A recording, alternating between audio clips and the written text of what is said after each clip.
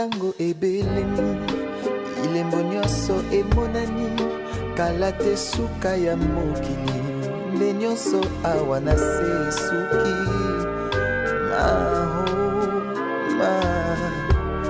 oh yawe papa Mungu natondi na nkanda lokola ntambo akongoloma solo alingi nde koboma kopanza pe koyiba bontango na ye tikali moke. Shalom, bien-aimés dans le Seigneur, merci beaucoup de vous connecter nombreux sur notre chaîne YouTube, Ministère Jésus-Christ t'appelle au salut.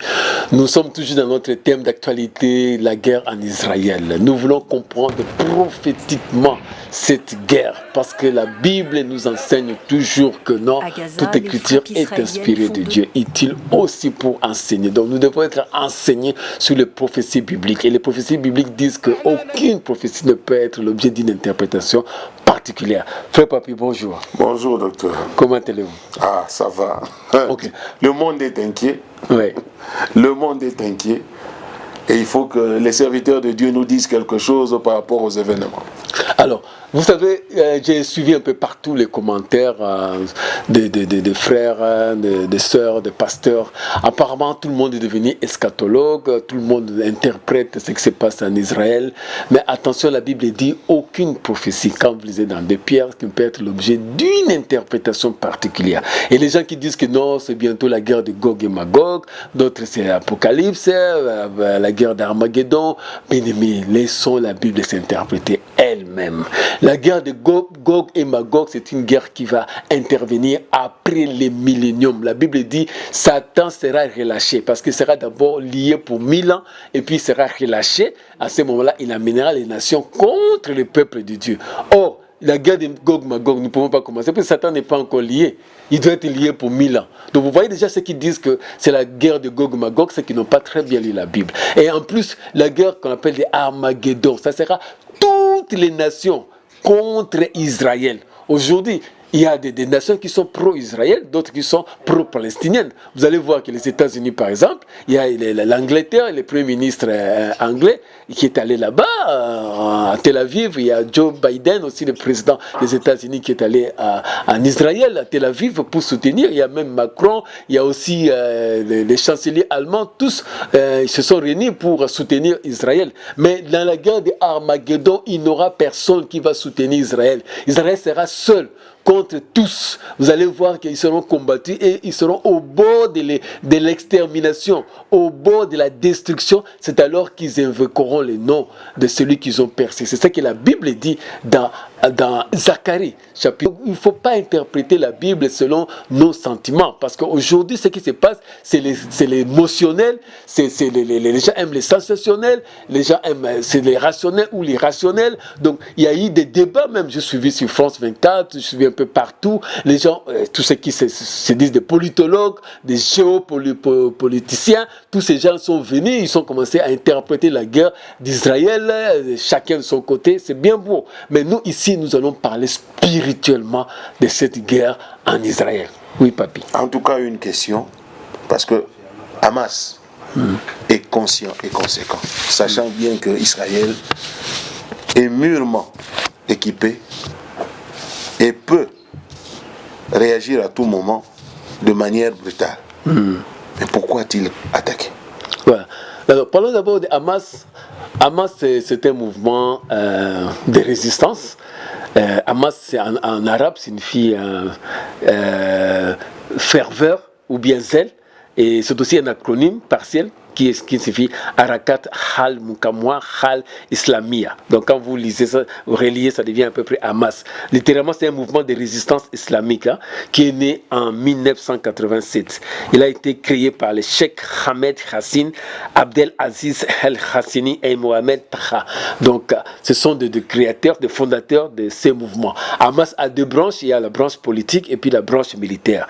Alors, ils prônent la destruction de l'État d'Israël et l'instauration d'un État islamique palestinien sur tous les territoires de l'ancienne Palestine mandataire, c'est-à-dire en 1948, quand Israël a proclamé unilatéralement l'État d'Israël, l'État hébreu. Alors, à ce moment-là, tous les pays arabes se sont ligués pour combattre Israël. Et c'est là qu'a commencé le premier conflit israélo-arabe. Et jusqu'aujourd'hui, nous avons plus de 30 conflits. C'est pour vous dire que personne n'a jamais résolu ce conflit-là. Il y a eu même le Conseil des Nations Unies, il y a eu le Conseil de sécurité, il y a eu des résolutions, mais aucune n'a jamais donné une paix véritable là-bas. C'est pour dire qu'il n'y a que Jésus-Christ lui-même, le prince de paix, qui va donner cette paix là-bas. Et nous comprenons pourquoi il n'y a pas de paix en Israël. Parce que nous voulons voir l'approche spirituelle. Pourquoi cette guerre-là persiste entre les Arabes et l'État hébreu. Oui, papy. Oui, pouvons-nous dire qu'aucun homme ne peut amener la paix entre Israël et ses voisins? Voilà. Avant de répondre à cette question, nous devons comprendre que cette terre-là, quand vous lisez dans Genèse chapitre 12 et puis Genèse chapitre 17, Dieu a promis à Abraham et à sa descendance une terre. Il dit d'abord à Abraham, quitte ta patrie, ta famille, va à un endroit où je t'indiquerai. Abraham, il a quitté Our et Chaldée. Il est allé, aujourd'hui Our et Chaldée c'est Irak, à cette époque-là c'est Mésopotamie. Il est allé en Canaan. En Canaan, il a trouvé, il avait déjà des peuples. Le Canaan, ce n'était pas vide, ce n'était pas inoccupé. Il y avait des habitants qui étaient là déjà quand Abraham est arrivé. Il y avait les Cananéens, il y avait les Éviens, il y avait les Phérésiens, il y avait les Jébusiens, il y avait les Amoréens. Mais Dieu a dit, quand vous lisez dans Exode chapitre 23, qu'il chassera petit à petit ces nations-là pour donner la place à Israël. Donc c'est une terre que Dieu avait réservée pour Israël. Pourquoi elle avait réservé pour Israël? C'était pour le salut de l'humanité. Vous lisez dans Genèse chapitre 3, 15, on parle de l'inimitié entre la postérité de la femme et celle de Satan. C'est-à-dire que la postérité de la femme écrasera la tête du serpent. Ça montrait qu'il y avait un plan de rédemption pour le monde. Quand l'homme a péché, Dieu, au lieu d'abandonner l'homme comme ça, parce que quand il a péché, la Bible dit, le jour que tu en mangeras l'arbre de fruits du bien, de connaissance et de mal, tu mourras certainement.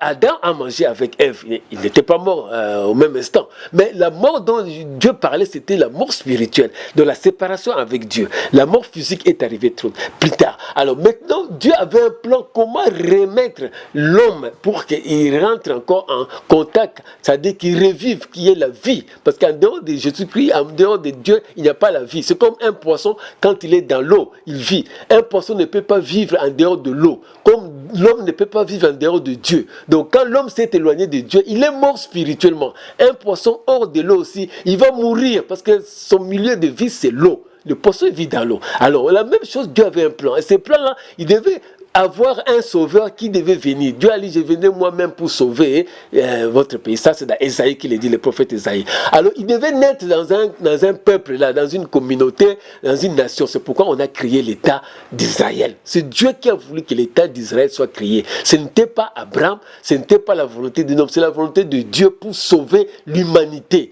Maintenant, Jésus-Christ est venu à partir de la tribu de Juda. C'est là que Christ est né à l'époque, quand Christ, vous voyez la chronologie, c'est au 1er siècle. Christ vient, il trouve à cette époque-là, Israël, il y avait Judée, il y avait Samarie, il y avait Galilée et les décapoles, qu'on appelle les territoires des Divi.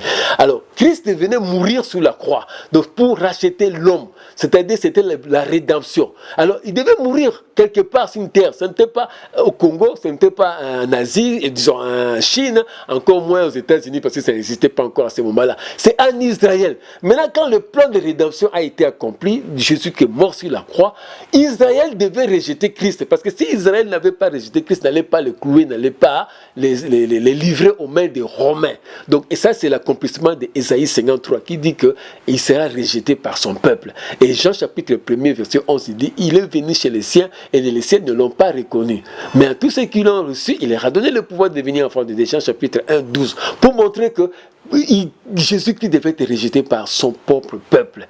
Maintenant, quand ils l'ont rejeté, ils l'ont crucifié, le plan de salut est accompli pour toutes les nations. Quiconque reçoit Jésus-Christ comme Seigneur Sauveur sera sauvé, comme la Bible dit. Tu reçois Jésus-Christ comme Seigneur Sauveur, tu es sauvé. Écoutez maintenant. Maintenant, cette terre-là, quand en l'an 70, il y a eu la destruction de Jérusalem par les Romains, et puis en l'an 135, de nouveau encore avec la révolte de Bar Kokhba, Israël a été chassé de ses terres par les Romains, toujours par ce qu'on appelle l'empereur Adrien. Adrien va chasser tous les Romains, tous les Israéliens. Et puis il va leur dire, celui qui va revenir encore sur ces terres-là de Judée, il sera mis à mort. jusqu'à le début du XXe siècle, cette terre était occupée par des Arabes. Et en l'an 135, l'empereur Adrien va changer le nom de cette terre-là, qui était la terre d'Israël, était devenue maintenant Palestina, en latin, qui fait référence aux Philistins. Il avait fait ça ironiquement, parce que l'empereur Adrien savait que les Philistins, c'était des ennemis des Juifs, des ennemis des Israéliens. C'est pourquoi il a donné le nom de Palestina, pour dire que cette terre maintenant c'est la Palestine. Et alors, maintenant quand le mandat britannique qui a commencé en 1920, après la fin de l'Empire ottoman, qui avait perdu la guerre de la Première Guerre mondiale, il y avait des Arabes qui habitaient en Israël, là, dans cette terre-là, qu'on appelait Palestine, par les Romains qui avaient donné ce nom-là. Alors, il y a eu la déclaration de Balfour en 1917, c'est-à-dire qu'il fallait un foyer juif en Israël. Et c'est comme ça que, quand en 1947, il y a eu la résolution 181 des Nations Unies pour départager deux États, un État arabe qu'on appellera Palestine et un État juif qu'on appellera Israël. Les Arabes ont refusé. Et comme ça que, quand Israël, l'année prochaine, en 1948, ils ont proclamé littéralement leur indépendance, les guerres ont commencé jusqu'à aujourd'hui. Et ça, maintenant, ces guerres-là montrent que ce n'était pas les guerres des hommes. Pour répondre à frère Papi qui a dit, mais qui va mettre fin à cette guerre? Mais c'est Dieu qui a voulu que cette guerre commence. Ce n'est pas un homme. D'abord qui a chassé les Cananéens, les Éviens, les Phérésiens, les Amoréens. C'est Jésus, c'est Dieu lui-même. Et maintenant, il a dit qu'il viendra sauver l'homme. Et l'homme, quand le plan de salut a commencé, a été accompli sur la croix. Jésus qui a dit, tout est accompli. Qu'est-ce qui s'est accompli? Le salut de l'homme. Son sang a coulé pour les rachats de l'homme. Maintenant, qu'est-ce qui devait rester? C'est restaurer Israël. Maintenant, alors, ces guerres-là ne prendront fin que, comme la Bible dit, quand lui-même viendra. Zacharie chapitre 12, il dit ceci, ils supplieront celui qu'ils ont percé.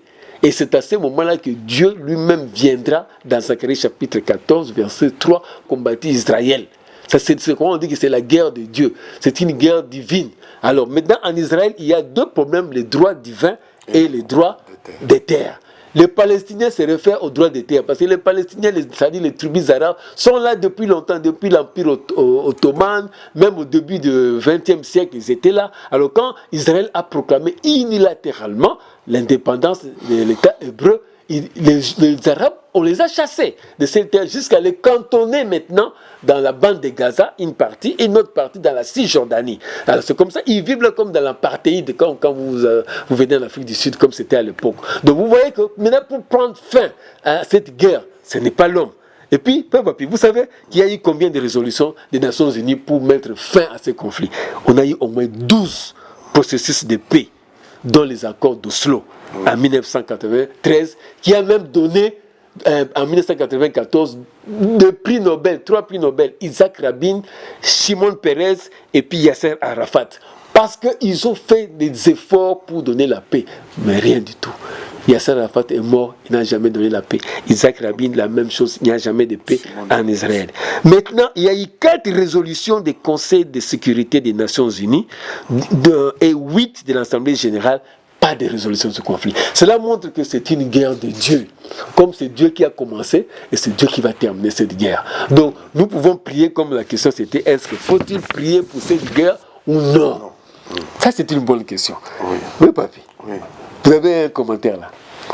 En tout cas, qu'on le veuille ou pas, après tant d'efforts, après tant de conciliabule, nous sommes arrivés au point où personne n'a pu.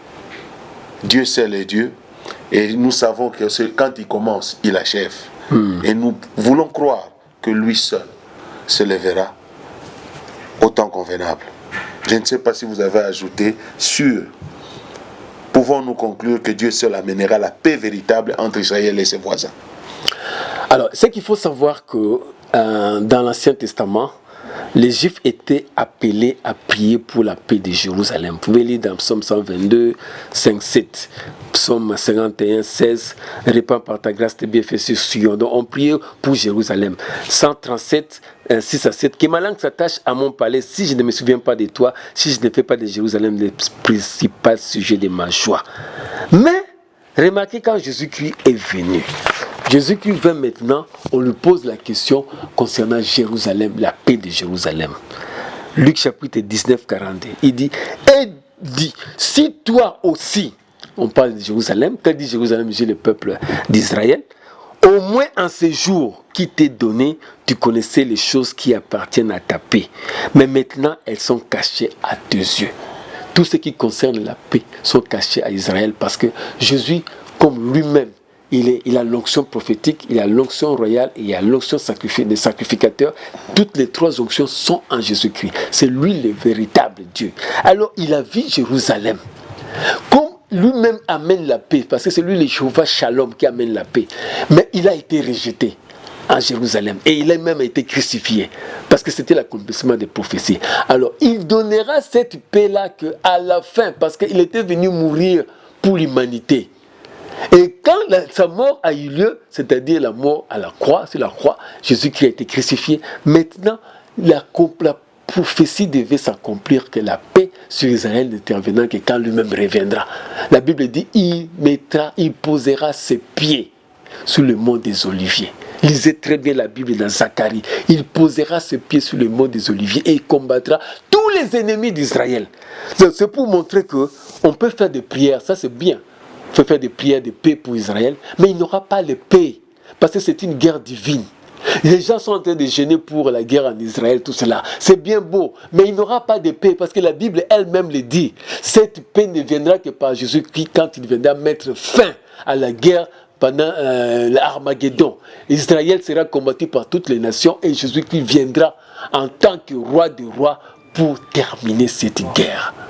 Vous pouvez prier, personne ne va vous arrêter de prier, mais votre prière ne fera rien, parce que celui qui donne la paix, c'est Jésus-Christ lui-même. Et il a dit qu'il donnerait la paix à la fin, quand il y aura la guerre d'Armageddon. Donc au lieu de prier pour la paix de Jérusalem, priez pour vous-même. Parce que le jour que Jésus-Christ était amené sous le mont Golgotha là-bas pour être crucifié, il y avait des femmes qui pleuraient sur Jésus-Christ. Jésus-Christ a dit ne pas pleurer sur lui. Priez pour vous-même, femmes de Jérusalem. Or, quand on parle de femmes, on parle de l'Église. Donc l'église doit prier pour qu'elle puisse rester dans la sanctification et s'éloigner du péché. Parce que ça ne sert à rien de prier pour Israël tant que toi tu vis encore dans le péché. J'ai fait beaucoup des églises apostates qu'est-ce qu'ils font? Ils font des fêtes juives, ils ramènent des gens dans l'Ancien Testament, dans le judaïsme, comme c'était à l'époque des premières l'église primitive. Il y avait des chrétiens qui étaient issus du judaïsme qui voulaient aussi ramener toute l'église, qu'on puisse respecter les Shabbats, qu'on puisse respecter la circoncision, qu'on puisse respecter les fêtes juives. Oh, je vous dis que parmi les 7 fêtes juives, qu'on appelle les 7 fêtes prophétiques des Lévitiques, on nous dit que toutes ces fêtes sont accomplies en Jésus-Christ. Il n'y a qu'une seule fête qu'on appelle la fête des trompettes que l'Église attend, c'est ça la fête de l'enlèvement. Mais toutes les autres sont accomplies en Christ. Donc tu n'as pas besoin de fêter les Shabbats, tu n'as pas besoin de fêter la Pentecôte parce que c'est accompli en Christ. Tu n'as pas besoin de fêter la Pâque, c'est accompli en Christ. Tu vis la Pâque, tu vis la Pentecôte, tu vis les Shabbats. Les Shabbats, ça signifie les repos. Oh, tu es dans les repos de la servitude du péché. Mais aujourd'hui, il y a encore des églises qui respectent la Shabbat parce qu'ils sont rentrés dans l'Ancien Testament. De la même chose, nous sommes en train de dire Christ a accompli la loi. La Bible dit il a accompli la loi. Et il est venu maintenant pour nous donner la victoire dans la nouvelle alliance. Alors, pour terminer, je ne sais pas, Frère Papi, si tu as encore un commentaire. En tout cas, moi, je peux dire que Jésus est l'accomplissement par excellence. Lui, quand il viendra, il imposera sa paix entre Israël et ses voisins. D'après tout le commentaire que vous venez de me dire, d'après tous les éléments que nous avons, 30 conflits, les processus de paix, les résolutions, l'Assemblée générale a parlé, donc tous ces semblants de paix ont échoué. Donc Jésus-Christ seul amènera la vraie paix. Amen. Et Luc chapitre 13, 35, il dit, voici, votre maison vous sera laissée, mais je vous l'ai dit, vous ne me verrez plus jusqu'à ce que vous disiez, béni soit celui qui vient au nom du Seigneur. C'est-à-dire qu'au retour de Jésus-Christ, il amènera la paix en Israël. Il a dit ça à Jérusalem, il a dit ça en Israël. Donc, personne, je pense que, quelle que soit votre église, quel que soit votre statut, vous n'êtes pas plus prophétique que Jésus-Christ. Lui-même, Jésus-Christ est la parole. Si la parole le dit, nous devons tous obéir, nous devons tous nous soumettre. C'est pourquoi moi je dis, au lieu de prier pour la paix en Israël, priez pour vous-même. Soyez prêts pour l'enlèvement de l'église qui est proche. Que le Seigneur vous bénisse.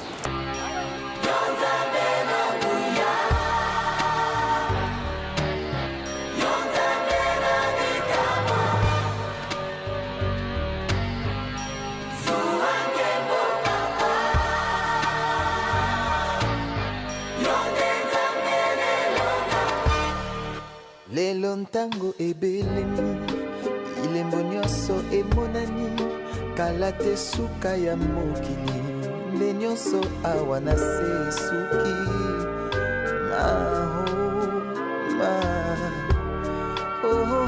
yawe papa Mungu natondi na nkanda lokola ntambo akongoloma solo alingi nde koboma kopanza mpe koyiba mpo ntango na ye tikali moke